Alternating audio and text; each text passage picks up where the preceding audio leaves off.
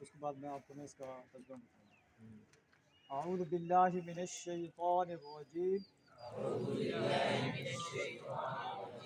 بسم اللہ الرحمن الرحیم، یا ایھا الناس اعبدوا ربکم الذی خلقکم الذین من قبلکم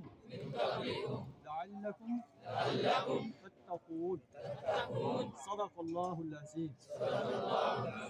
یہ سورہ بقرہ کی ایک آیت ہے جو آپ کے سامنے تلاوت ہوئی ہے۔ اس کا ترجمہ کچھ اس طرح ہے، یا ایھا الناس، اے دنیا کے انسانوں،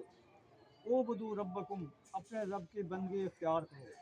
اپنے رب کی عبادت کرو، اپنے رب کی پرستش کرو، اپنے رب کی غلامی اختیار کرو، اپنے رب کی اطاعت کرو، اپنے رب ہی کو جو ہے اس سے ہی مانگو، اسی کو اپنا مشکل کشا مانو، اسی کو اپنا حاجت روا مانو، اس اللہ کو مانو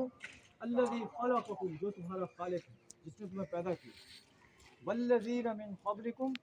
اور ان لوگوں کا بھی خالق ہے جو تم سے پہلے گزرے، لعلکم تتقون، تاکہ تمہارے اندر تقوی پیدا ہو جائے، تم اللہ کے نافرمانی سے بچ جاؤ، اللہ کے غضب سے بچ جاؤ۔ جو اللہ کو چھوڑ کر کسی اور کی بندگی کرتا ہے،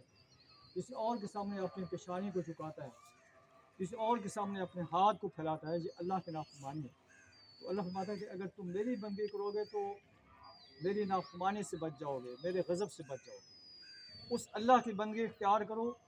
الذی جعل لکم الارض فراشا، جس نے تمہارے لیے زمین کو فرش بنایا ہے، والسماء بناء، آسمان کو چھت بنایا ہے، آسمان سے پانی نازل فرمایا،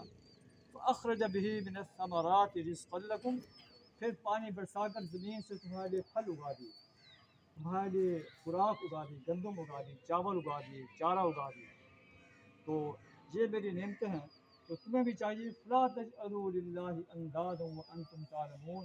تم میرا کسی کو شریک نہ بناؤ۔ اللہ سے دعا کریں ہمیں اپنی ہی بندی، اپنی ہی عبادت، اپنی ہی اطاعت، اپنی ہی غلامی اختیار کرنے کی توفیق عطا۔